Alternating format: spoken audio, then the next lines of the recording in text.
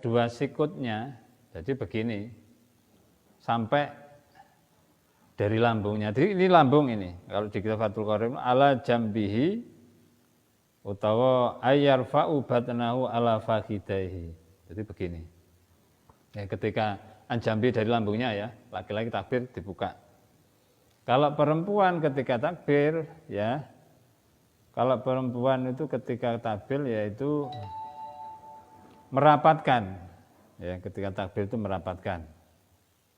Yaitu kalau farojulu yujafi, kalau laki-laki merenggangkan ya, kalau laki-laki merenggangkan, kalau perempuan itu harus dirapatkan begini, menghadap kiblat, laki-laki dibuka, direnggangkan, kalau perempuan tertutup.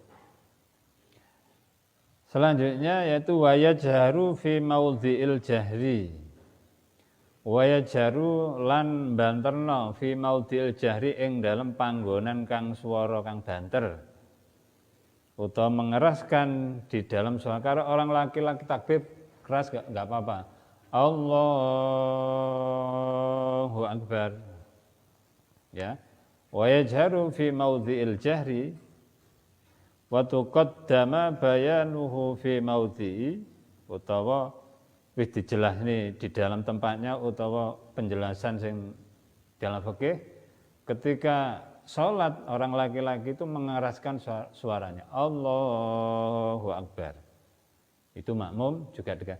Apalagi menjadi imam harus keras supaya kedengaran di belakang. Wayajharu dikeraskan, dibanterno suaranya Allahu Akbar, sudah ya.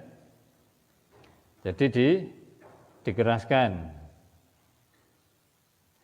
Terus bagi perempuan wa idza nabahu belum.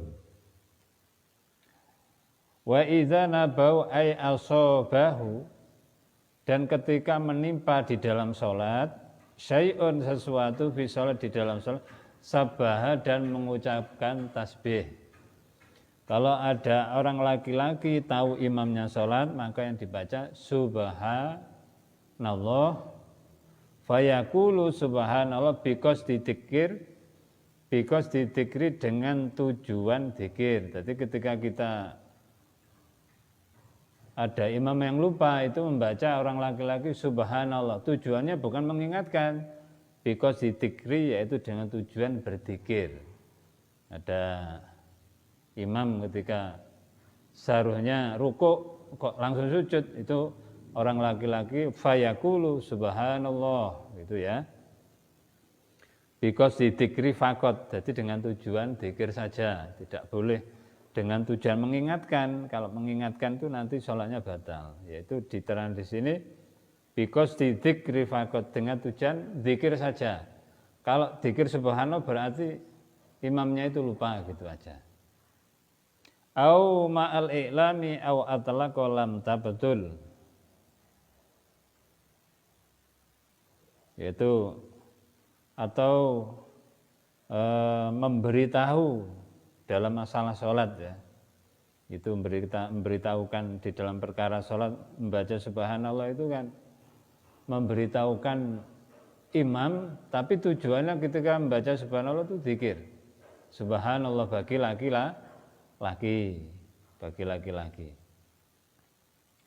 Jadi bagi laki-laki itu yaitu ketika ada imamnya lupa, yaitu dengan membaca tasbih. Tapi kalau ada seorang imam itu lupa di dalam sholat, bagi perempuan bagaimana ketika mengingatkan? Yaitu ketika mengingatkan bagi perempuan, yaitu bertepuk tangan. Jadi ketika ada seorang imam lupa di dalam sholat ya, orang laki-laki lupa mengingatkan dengan bacaan subhanallah, bagaimana perempuan dengan bertepuk tangan, bukan bertepuk tangan begini ya, tapi begini. Jadi bertepuk tangan bagi perempuan ketika ada imam yang lupa itu bertepuk tangan bukan begini, tapi begini. Jadi tangan kiri ini, yaitu ya tangan kanan ini ditepukkan kepada tangan kiri. Jadi tangan kanan ini ditepukkan kepada tangan kiri.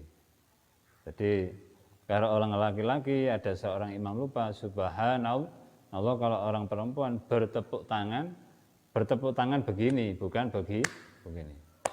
Tapi bertepuk tangan dengan begini. Itu penanda bahwa imam itu lupa di dalam sholat, yang tujuannya itu kalau orang laki-laki membaca subhanallah itu zikir, ya. Because di zikir fakot, yaitu tujuan zikir, bukan mengingatkan imam lupa. Jadi tujuan zikir subhanallah, tapi secara otomatis mengingatkan imam. Subhanallah, imamnya sudah tahu. Kalau orang perempuan mengingatkan imamnya ketika lupa, itu bertepuk tangan. Jadi bertepuk tangan ini yang kanan yaitu dipukulkan ke tangan kiri. Jadi begini, bukan begini. Itu cara yaitu mengingatkan imam bagi perempuan. Terus saya ulangi lagi,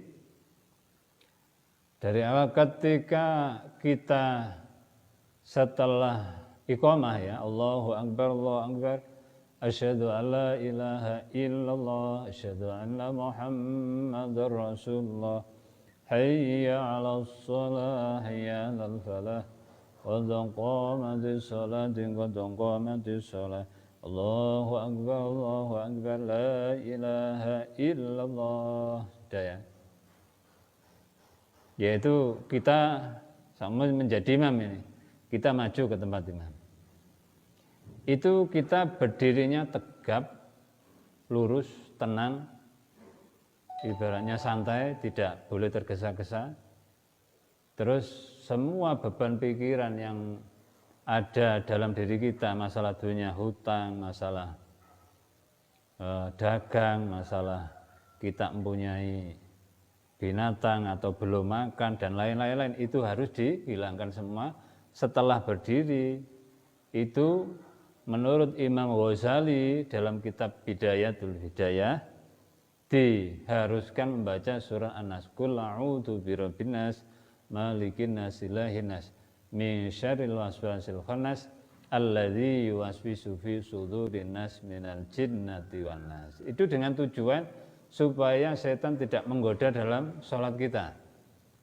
Siapa Imam Al-Ghazali itu? Imam Ghazali itu orang ahli tasawuf, ya.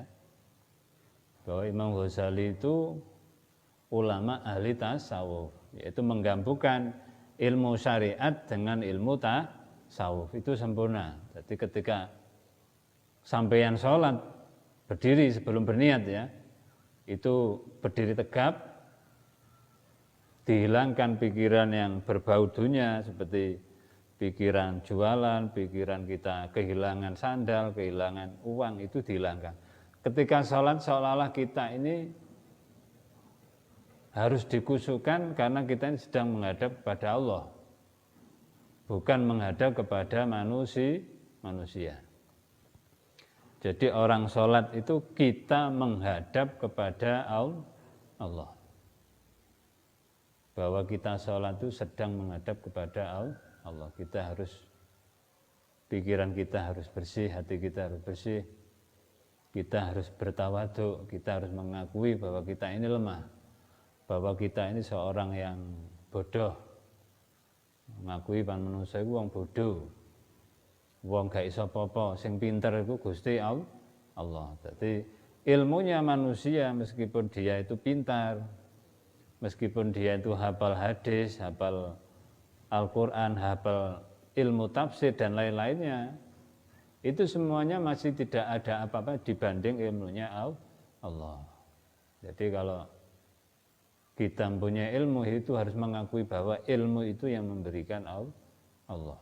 Bahwa ilmunya manusia itu tidak ada apa-apanya. Di dalam sholat kita menghadap berdiri, setelah membaca surat An-Nas, ya, An-Nas, Qul a'udzu birabbin nas, malikin nas, ilahin nas, min syarril waswasil khannas, alladzi yuwaswisu fi sudurin nas minal jinnati wan nas. Baru Salat maghrib sama usolli fardhal maghribi thalatha raka'atin mustaqbilal kiblati adzan ma'mun. Terus Allah, baru itu menata niat kita di dalam hati. Jadi niat itu berbarengan dengan takbir. Ketika Allah, hatinya berniat.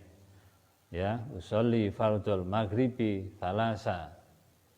Thalatha 3 rakaat fardu karena Allah itu sudah cukup, tidak usah menghadap kiblat, itu sunnah.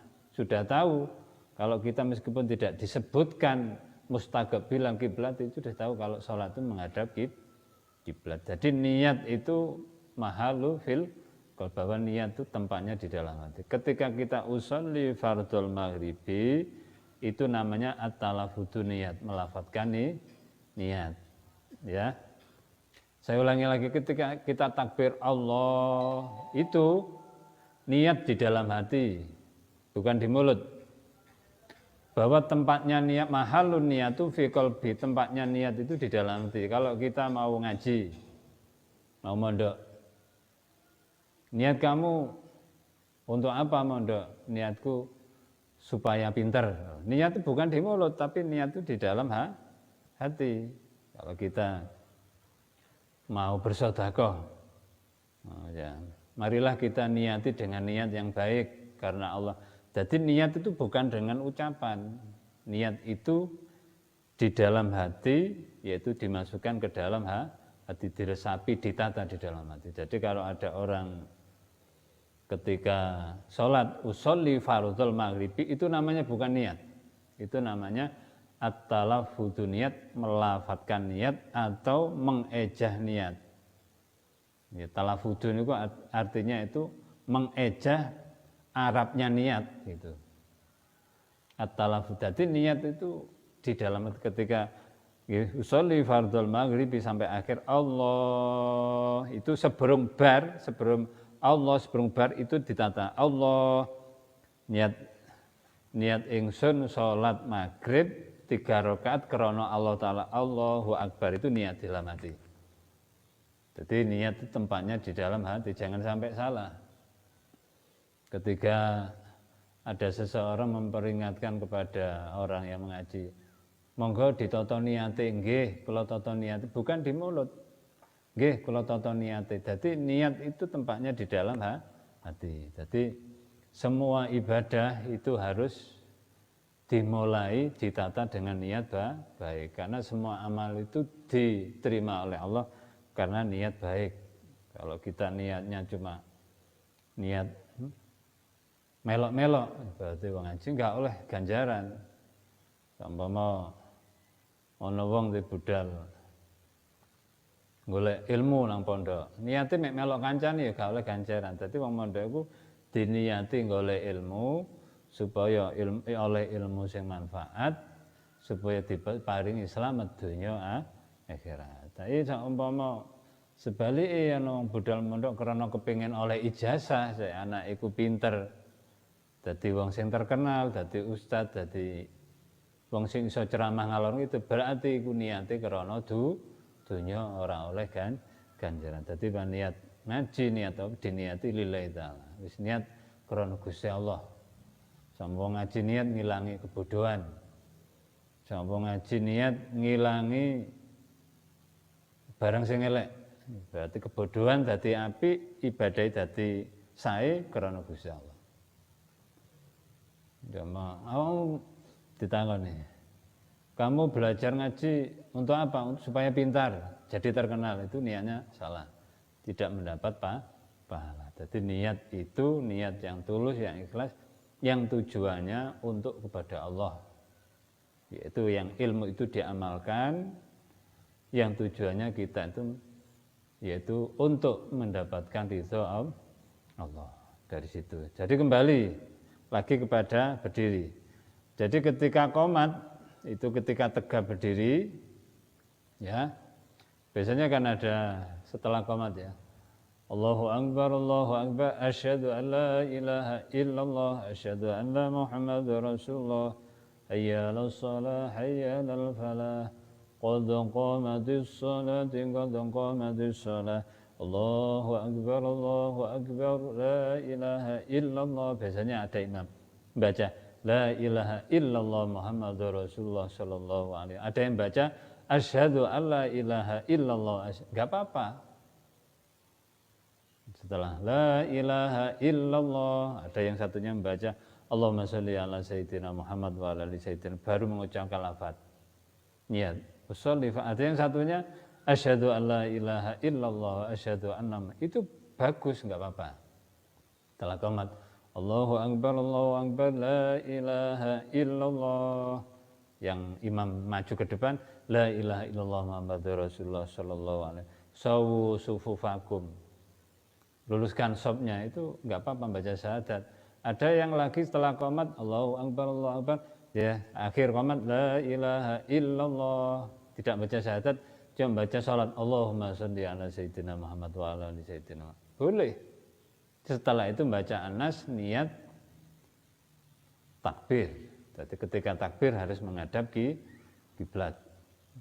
Jadi semua anggota tubuh ketika sholat itu menghadap ke arah kiblat. Jadi semua anggota tubuh itu menghadap ke kiblat. Jadi ya, jadi ketika kita sholat kepada Allah, sholat wajib itu aslinya kan kita itu butuh kepada Allah, karena di dalam sholat itu kita diberikan kekuatan, diberikan rezeki, diberikan hidup dan lain-lain.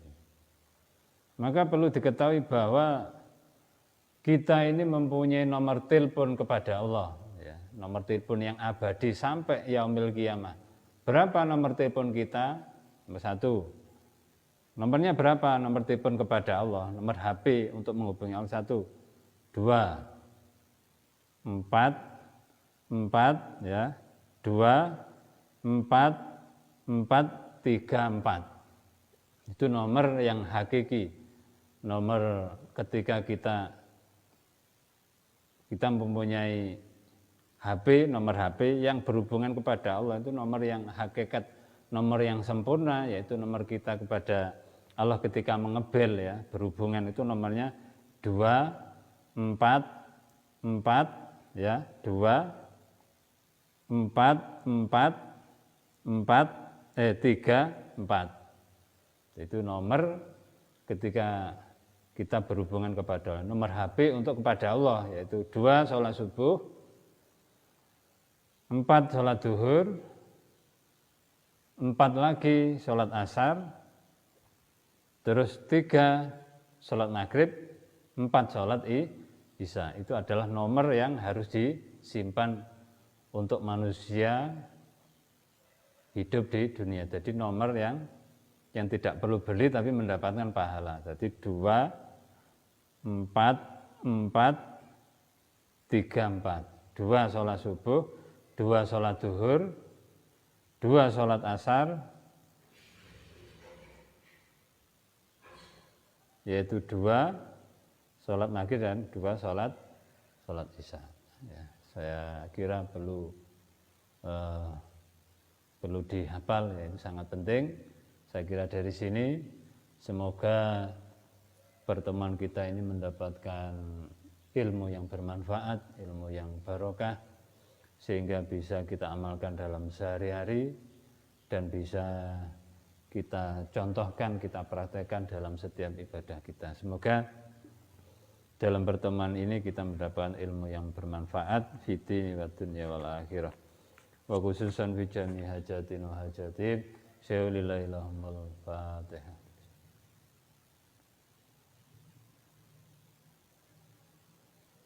A'udzu billahi minasyaitonir rajim. Bismillahirrahmanirrahim. Allahumma shalli ala sayyidina Muhammad wa ala ali sayyidina Muhammad. Walhamdulillahi rabbil alamin. Allahumma ya Allah ya Ahad ya Samad ya Jawad ya Basit ya Karim ya Wahhab ya Tadawul ya Ghani ya Mughni ya Razzaq ya Fattah ya Alim ya Hayy ya Qayyum ya Rahman ya Rahim ya Badi'us samawati wal ardi ya Dzal Jalali wal Ikram. Allahumma barik lana fi ilmina, Allahumma barik lana fi rizqina, Allahumma barik lana fi auladina, Allahumma barik lana fi dzurriyyatina fid dini wad dunya wal akhirah. Rabbana atina fid dunya hasanah wa fil akhirati hasanah wa qina adzabannar. Subhana rabbika rabbil izzati amma yasifun. Wassalamun alal mursalin walhamdulillahi rabbil alamin. Syafaat. Sayyidillah ilahumul fatihah. Iyyaka na'budu wa iyyaka nasta'in. Ihdinas siratal mustaqim. Waladdallin. Wassalamualaikum warahmatullahi wabarakatuh.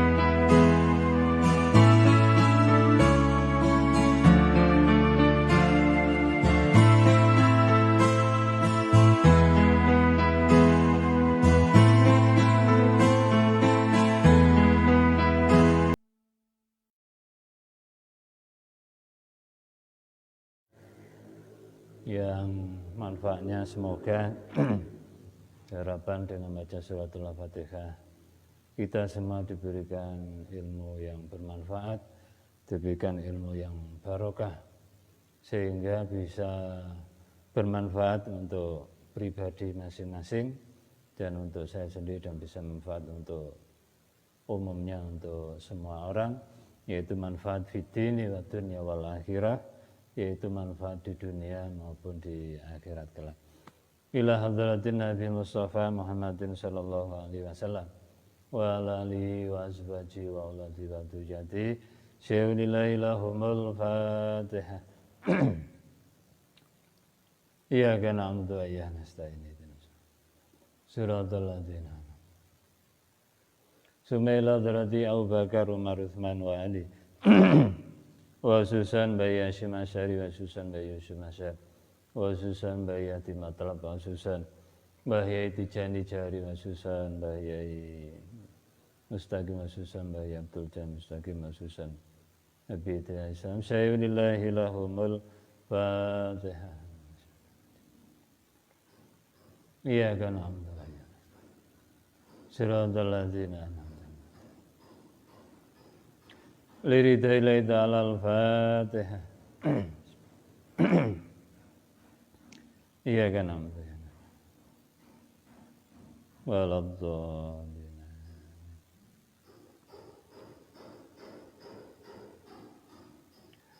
Itu meneruskan yang kemarin, yaitu tata cara tentang sholat yang kemarin, yaitu dari sujud dan ketika sujud dan ketika kita melaksanakan sujud itu yang wajib menempel di bumi, yang wajib menempel ketika kita sujud pertama yaitu dai atau baduk. Itu wajib menempel. Yang kedua yaitu kedua telapak tangan,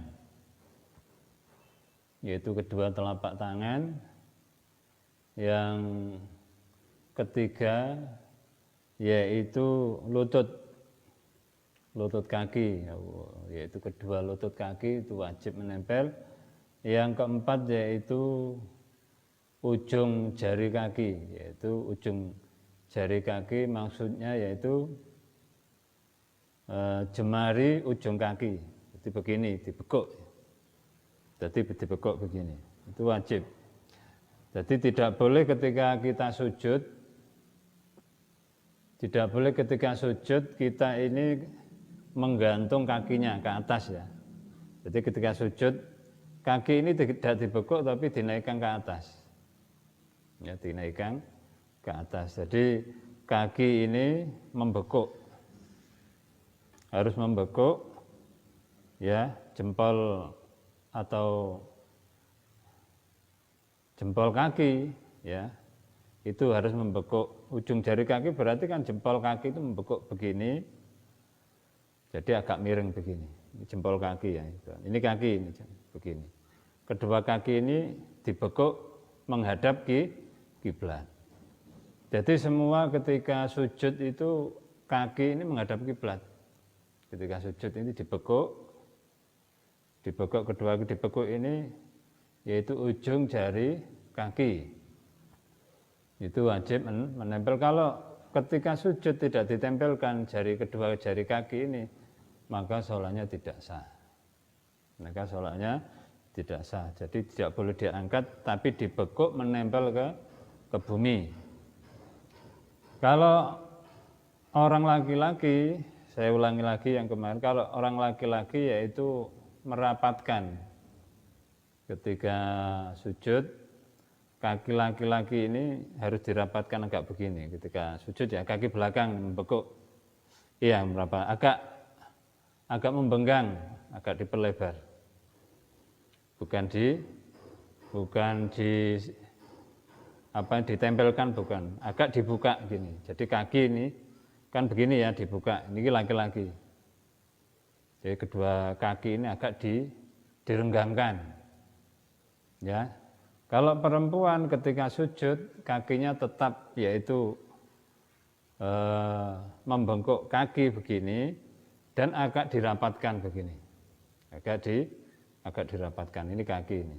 Kalau laki-laki direnggang, kalau perempuan agak dirapatkan. Jadi gitu. Jadi sujud itu ketika sujud, jadi ketika dahi menempel ke bumi itu harus ditekan. Kalau ditekan ya agak ditekan begini. Jadi dahi ini agak ditekan. Kalau di kitab Fathul Qorib itu seolah-olah bahwa di dalam sajadah itu atau di bumi ada bekasnya. Ada bekasnya, ada bekas dahi kita, seperti di sajadah itu ada bekas dekok ya, ada bekasnya. Lah itu sujud yang sempurna. Jadi sujud itu ketika sujud ya, ini bumi, ini ditekan. Jadi ketika sujud di bumi ini di sajadah itu ditekan. Bukan namun cuma menempel tul begini, tapi ditekan. Jadi dahi ini ditekan. Karena apa? Karena kalau kita sujud itu di dalam hadis diterangkan kalau tidak menempelkan ke dalam bumi, maka anggota tubuh kita besok di akhirat itu akan dibakar oleh api neraka. Bahwa dalam keterangan hadis itu siapa yang tidak menempelkan anggota tubuh ketika sujud, besok di akhirat itu akan dibakar oleh Allah. Jadi apa maksudnya sujud itu menempelkan dahi? Itu bertanda bahwa kita ini tidak mempunyai kekuatan. Bahwa kita ini makhluk yang lemah. Disuruh bersujud, yaitu bersujud itu apa? Bersyukur kepada Allah. Karena kita telah diberikan hidup. Yang pertama. Yang kedua, kenapa kita bersujud menempel bumi? Itu berarti bahwa kita besok akan meninggal dan kembali ke bumi. Jadi begitu. Jadi di dunia itu tidak ada yang disombongkan ya. Tidak ada yang disombongkan. Yang disombongkan apa? Karena suatu saat ya kita ini menginjak bumi. Sekarang kita hidup ini yang menginjak bumi. Suatu saat kita ini dipendam oleh bumi. Jadi kita sholat, dahi kita menempel ke bumi dengan tujuan kita ini bersujud kepada Allah, bersyukur telah memberikan hidup, telah memberikan nikmat. Dan yang nomor dua, kita ini ingat bahwa Allah itulah yang memberikan kita rezeki, memberikan kita apapun nikmat yang tidak bisa dihitung. Jadi kembali ke sujud, ketika sujud dahi ini harus menempel secara ditekan.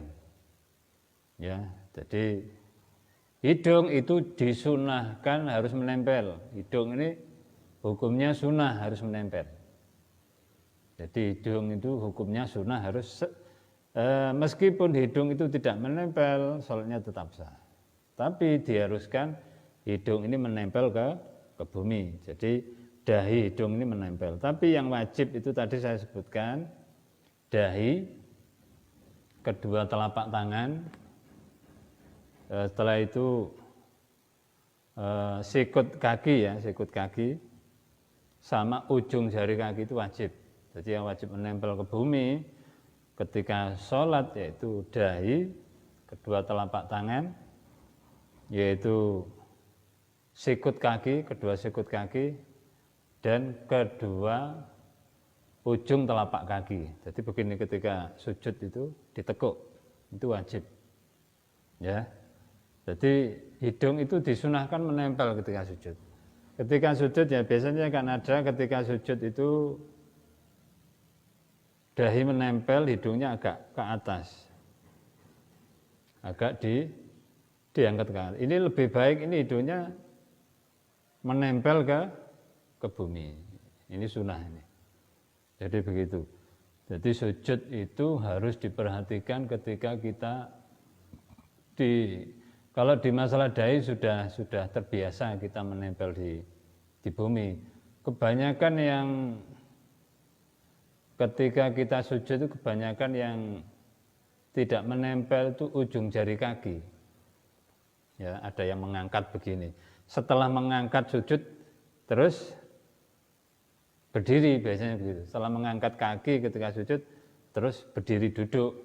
Nah, itu adalah harus menempel ke bumi, kayak itu wajib ya. Jadi ujung jari kaki itu ketika sujud tidak boleh diangkat, harus menempel ke bumi. Ya. Setelah sujud yaitu bangun dari sujud ya duduk, yaitu duduk di antara dua sujud. Ketika duduk di antara dua sujud itu posisi badan ini harus tegap. Tegap ini berarti lurus. Ya, ketika sujud Allahu Akbar ya duduk. Allahu Akbar duduk ini harus tegap, dan ketika kita meletakkan tangan di lutut, ketika kita meletakkan tangan di lutut itu, ini lutut ya, jadi meletakkan tangan di lutut itu begini, bukan begini, jadi begini. Jadi meletakkan tangan ketika bangun dari sujud duduk, itu meletakkan tangan itu sejajar dengan lutut kita.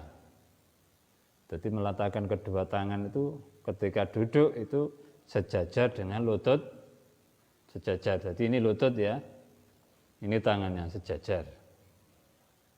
Sejajar dengan lutut kita. Setelah bangun, duduk, kita sujud lagi, yaitu yang wajib menempel dahi, dua telapak tangan. Setelah itu sikut kaki, kedua sikut kaki dan ujung jari kaki. Setelah itu kita berdiri ya dalam sholat. Ketika kita berdiri itu berdirinya harus sempurna. Allahu Akbar tegap ya. Ketika kita bangun dari berdiri tegap begini, baru kita membaca Fatihah. Ya, ketika kita berdiri tegap lurus itu baru membaca Fatihah. Jangan sampai kita berdiri belum lurus, ini belum lurus ini. Belum lurus kita sudah bersedekap. Jadi ketika bangun dari sujud ya, berdiri ini. Allahu Akbar. Tangan ketika kita sudah berdiri lurus, kenceng ini, baru bersedekap.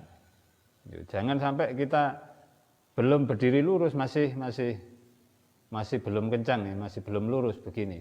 Allah sudah begini maksudnya, ketika bangun dari sujud, sudah bersedekap ketika sholat. Jadi ketika bangun dari sujud, Allahu Akbar, kencang lurus, baru bersedekap baca suratul Fatihah. Ya, begitu. Setelah itu kita duduk, yaitu duduk iftirasy. Jalsah iftirasy, apa itu jalsah iftirasy? Yaitu duduk tasyahud akhir. Itu apa? Jalsah iftirashi itu yaitu duduk iftirash. Dalam fikih itu diartikan duduk iftirash. Duduk iftirash itu apa? Duduk tahiyat awal. Ketika kita duduk tahiyat awal, ya, kata tahiyat awal, itu kaki yang kiri ini, duduk iftirashi ya, tahiyat awal, itu kaki yang kiri itu di bawah pantat, ya, kaki yang kiri itu di bawah pantat, yaitu di bawahnya pantat, ini kaki ya, jadi kaki yang kiri di bawah pantat, kaki yang kanan ini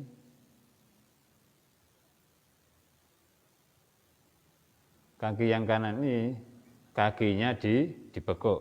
Nah, saya istilahkan begini. Jadi kaki yang kiri ini di bawahnya pantat, terus kaki yang kanan ini ujung jari kakinya ini dibekuk begini. Jadi semua anggota jari yang ada di kaki itu menghadap kiblat.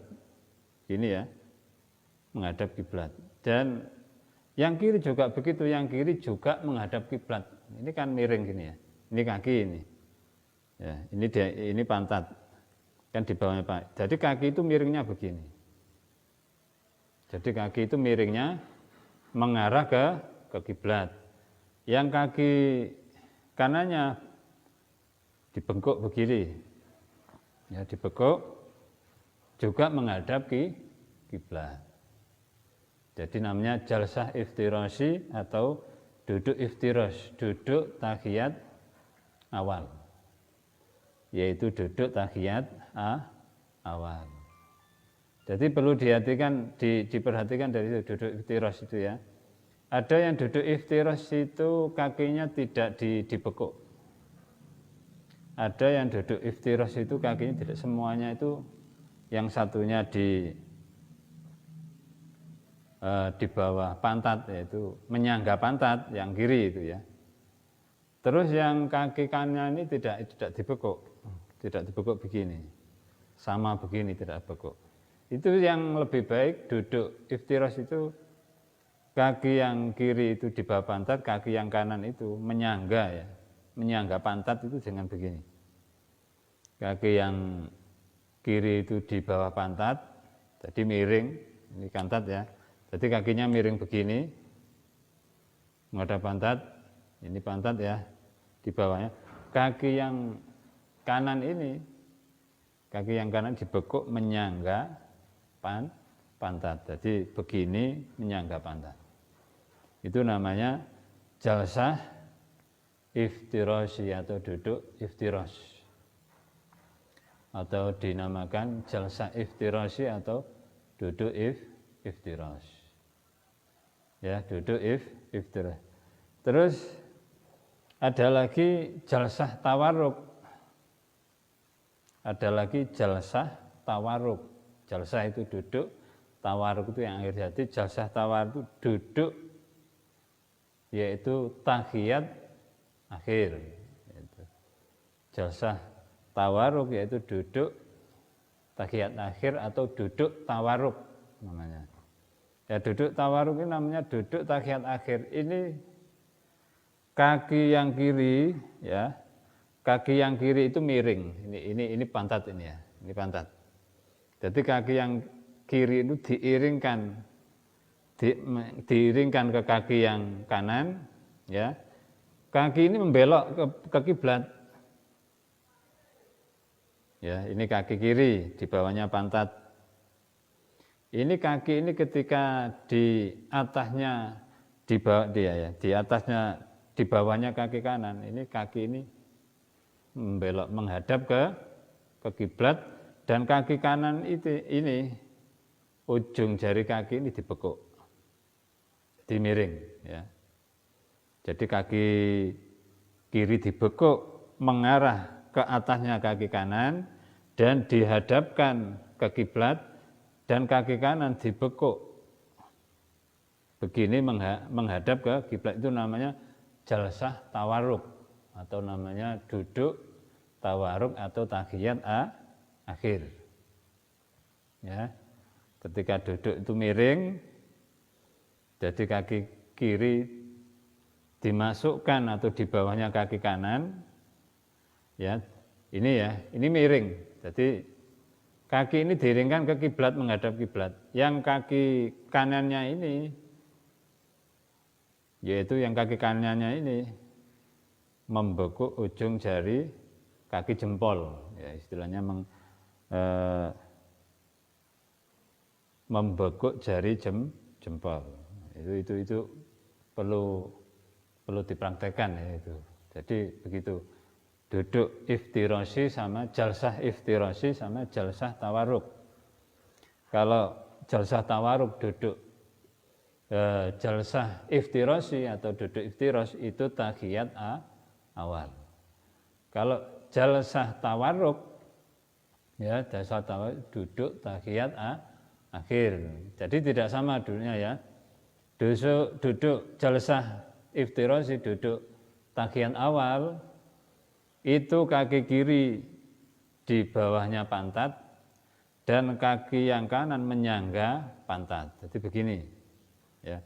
Kalau jalsah tawarruk itu kaki yang kiri disampingkan, dimasukkan ke bawahnya kaki kanan dan diiringkan menghadap kiblat, dan kaki yang kanan dibekuk. Itu duduk tawarruk atau duduk tahiyat akhir. Jadi perlu diperhatikan bahwa kalau duduk iftiras, ya gini, duduk iftiras kakinya di bawah pantat dibekuk agak miring ke kiblat, kaki yang kanan ujung jari jempol dibekuk, ini duduk iftiras. Terus yang duduk tawarruk ini agak miring, ya. Duduk tawarruk agak miring begini, terus kaki yang kiri itu dimasukkan ke kaki kanan dan membelok begini. Ini pantat ya, ini kaki, ini kaki. Jadi ketika dimasukkan ke kaki kanan, dibelokkan menghadap kiblat dan kaki yang kanan ini dibekuk jempolnya menghadap kiblat. Jadi ini jalsah tawarruk, duduk tawarruk. Yang begini namanya jalsah iftirasi. Ini duduk tahiyat awal. Kalau jalsah tawarruk duduk tahiyat akhir. Begini. Sudah? Ya, begitu. Jadi perbedaannya yaitu kalau orang laki-laki yang kemarin yaitu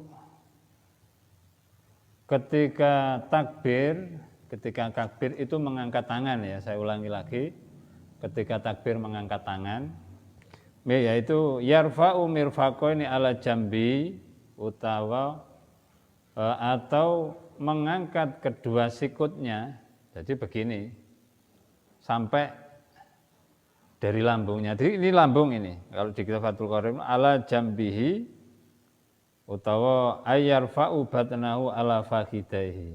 Jadi begini. Ya, ketika anjambi dari lambungnya ya, laki-laki takbir dibuka.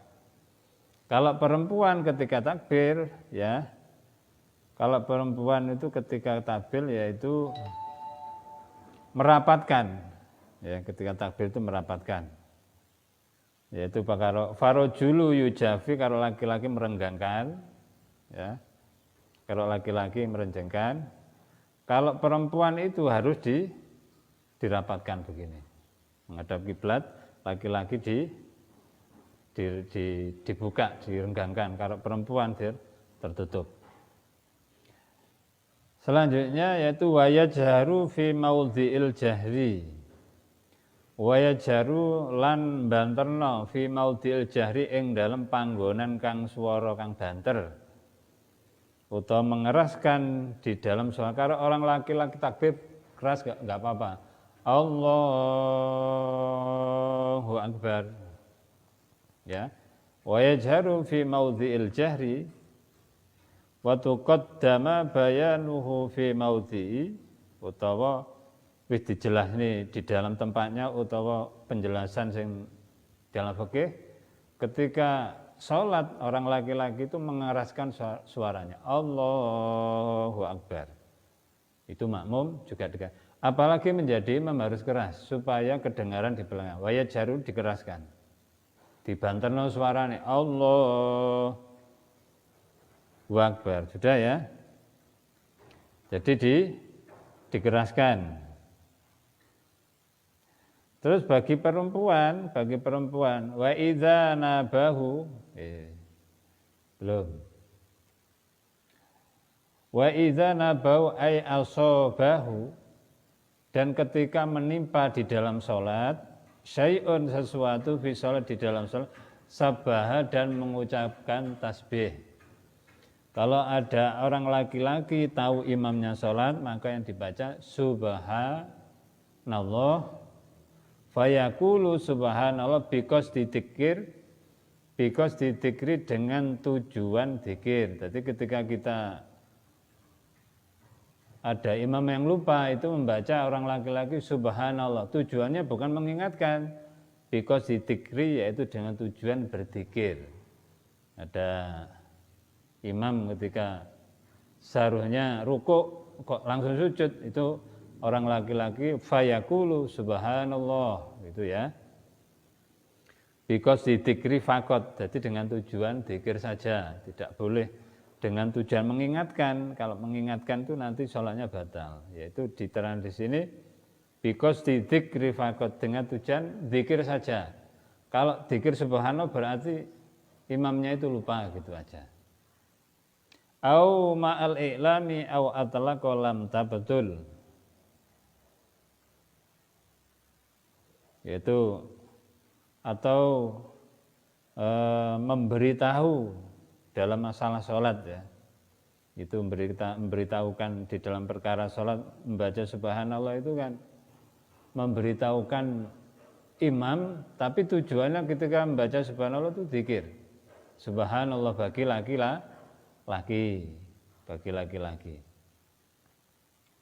Jadi bagi laki-laki itu yaitu ketika ada imamnya lupa, yaitu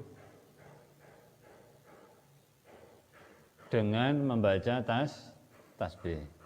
Tapi kalau ada seorang imam itu lupa di dalam sholat, bagi perempuan bagaimana ketika mengingatkan?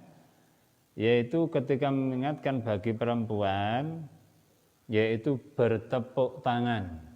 Jadi ketika ada seorang imam lupa di dalam sholat ya, orang perempuan, orang laki-laki lupa mengingatkan dengan bacaan subhanallah, bagaimana perempuan itu dengan bertepuk tangan, bukan bertepuk tangan begini ya, tapi begini.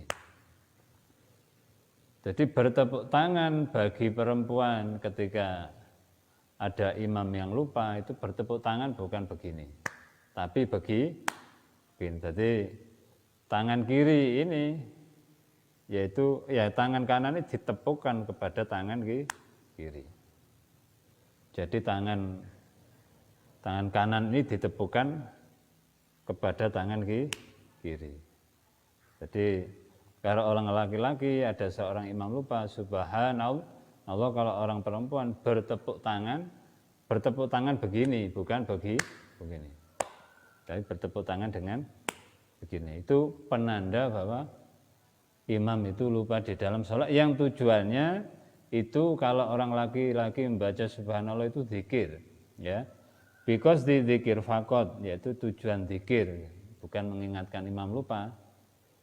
Jadi tujuan zikir subhanallah, tapi secara otomatis mengingatkan imam. Subhanallah imamnya sudah tahu.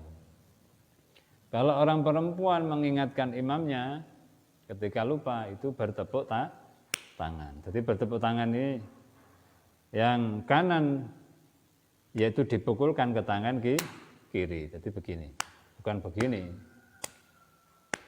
Itu cara yaitu mengingatkan imam bagi perempuan. Terus saya ulangi lagi dari awal, ketika kita setelah iqamah ya, Allahu Akbar, Allahu Akbar, asyhadu an la ilaha illallah, asyhadu anna Muhammadar Rasulullah, hayya 'alas shalah, hayya 'alal falah, qad qamatis salatu, qad qamatis salah, Allahu Akbar, la ilaha illallah. Sudah ya. Yaitu kita sama menjadi imam ini. Kita maju ke tempat imam. Itu kita berdirinya tegap, lurus, tenang, ibaratnya santai, tidak boleh tergesa-gesa. Terus semua beban pikiran yang ada dalam diri kita, masalah dunia, hutang, masalah dagang, masalah kita mempunyai binatang atau belum makan dan lain-lain, itu harus dihilangkan semua setelah berdiri.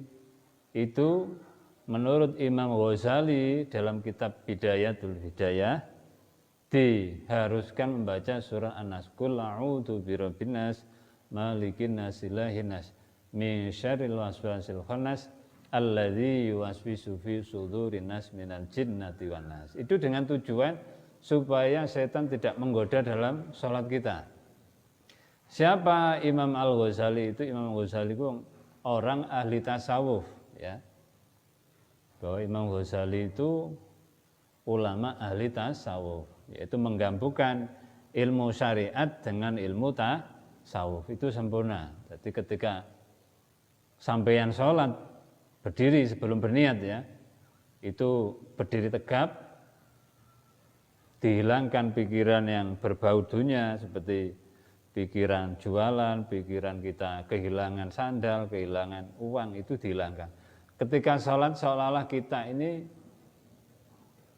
harus dikusukan karena kita ini sedang menghadap kepada Allah, bukan menghadap kepada manusia. Jadi orang sholat itu kita menghadap kepada Allah. Bahwa kita sholat itu sedang menghadap kepada Allah. Kita harus, pikiran kita harus bersih, hati kita harus bersih. Kita harus bertawadhu, kita harus mengakui bahwa kita ini lemah, bahwa kita ini seorang yang bodoh. Mengakui pan manusia itu wong bodoh, wong gak iso apa-apa, sing pinter itu Gusti Allah. Jadi ilmunya manusia meskipun dia itu pintar, meskipun dia itu hafal hadis, hafal Al-Quran, hafal ilmu tafsir dan lain-lainnya, itu semuanya masih tidak ada apa-apa dibanding ilmunya Allah. Jadi kalau kita mempunyai ilmu, itu harus mengakui bahwa ilmu itu yang memberikan Allah. Bahwa ilmunya manusia itu tidak ada apa-apanya. Di dalam sholat kita menghadap berdiri. Setelah membaca surat An-Nas ya, An-Nas, Qul a'udzu birabbin nas, malikin nas, ilahin nas, min syarril waswasil khannas, alladzi yuwaswisu fi sudurin nas minal jinnati wan nas. Baru salat maghrib sama usolli fardhul maghribi thalatha raka'atin mustaqbilal qiblati adzan ma'mun. Terus Allah, baru itu menata niat kita di dalam hati. Jadi niat itu berbarengan dengan takbir. Ketika Allah, hatinya berniat. Ya, usolli fardhul maghribi thalasa. Thalasa 3 rakaat fardu karena Allah, itu sudah cukup, tidak usah menghadap kiblat, itu sunnah. Sudah tahu kalau kita meskipun tidak disebutkan mustaqbilan kiblat, itu sudah tahu kalau sholat itu menghadap kiblat. Jadi niat itu mahalu fil, bahwa niat itu tempatnya di dalam hati. Ketika kita usolli fardhul maghribi, itu namanya at-talaffudu niat, melafadzkan niat. Ya.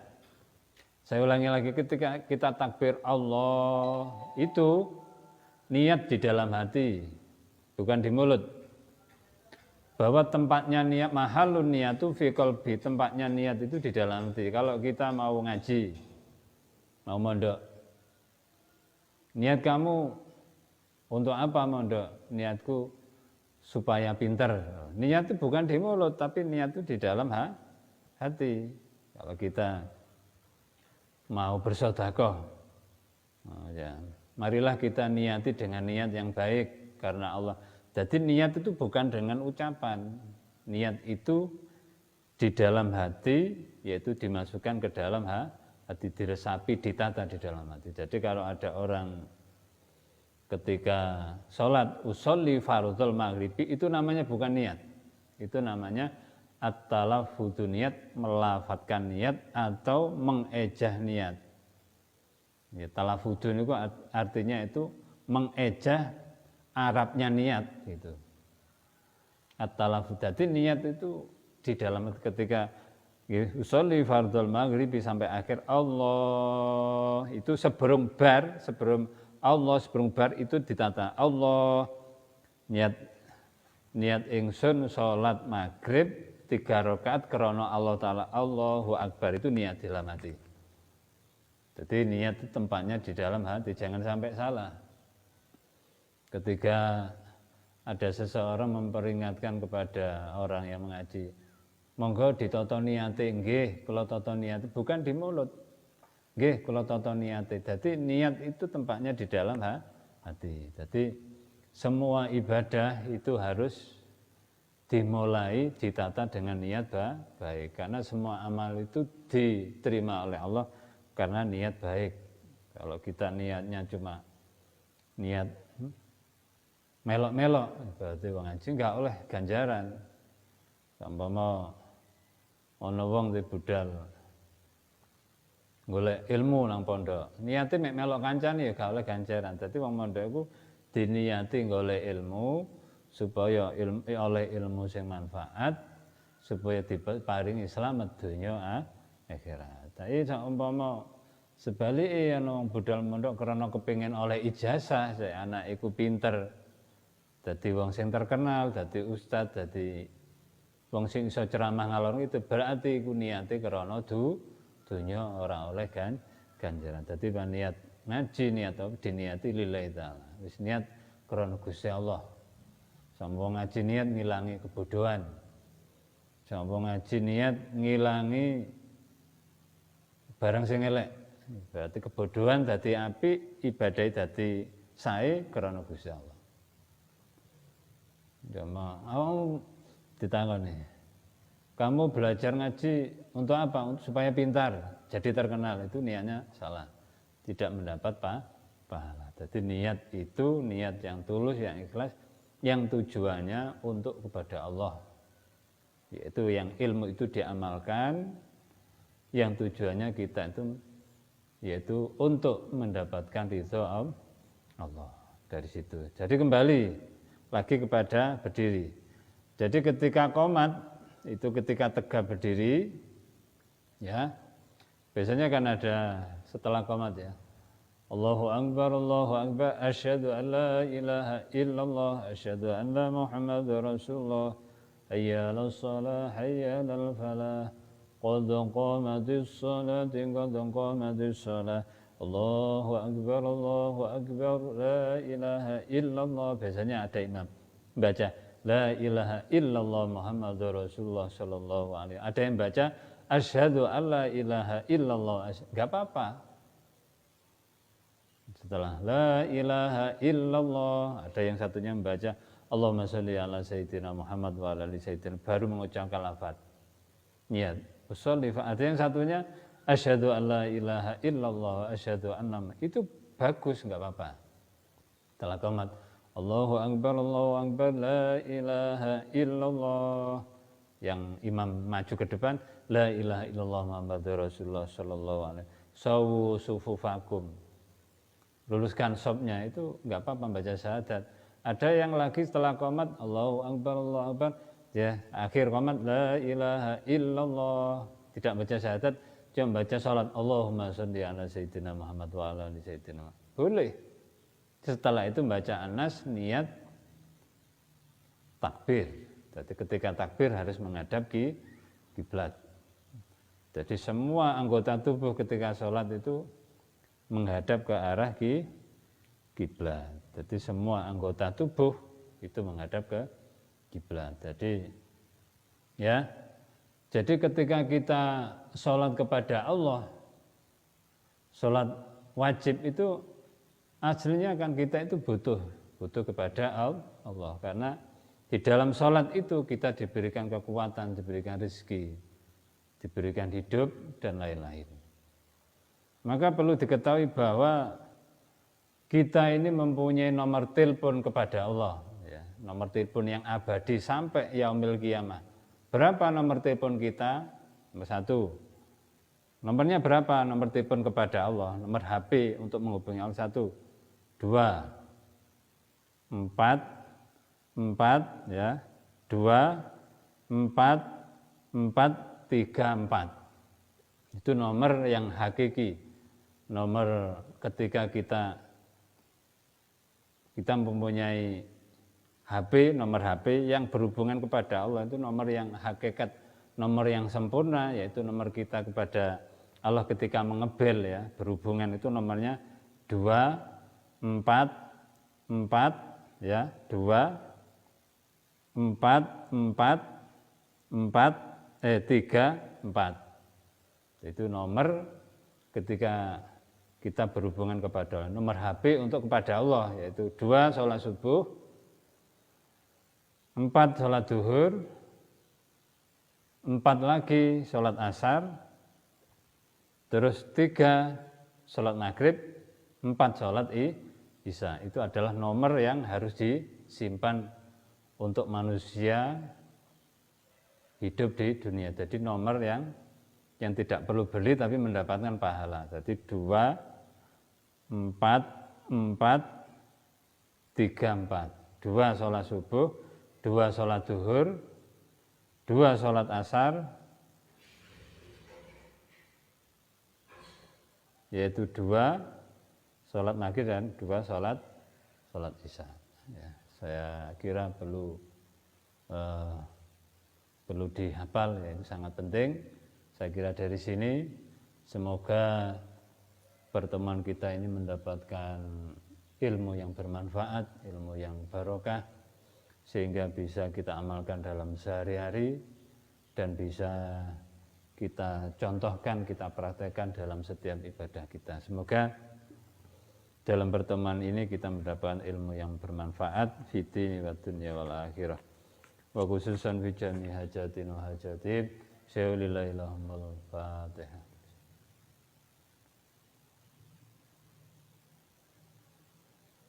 A'udzu billahi minasyaitonir rajim. Bismillahirrahmanirrahim. Allahumma shalli ala sayyidina Muhammad wa ala ali sayyidina Muhammad. Walhamdulillahi rabbil alamin. Allahumma ya Allah ya Ahad ya Samad ya Jawad ya Basit ya Karim ya Wahhab ya Tadawul ya Ghani ya Mughni ya Razzaq ya Fattah ya Alim ya Hayy ya Qayyum ya Rahman ya Rahim ya Badi'us samawati wal ardi ya Dzal Jalali wal Ikram.